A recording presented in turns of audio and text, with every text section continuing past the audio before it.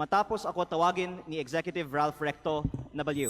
Kung baliw man ako, at least hindi ako magnanakaw.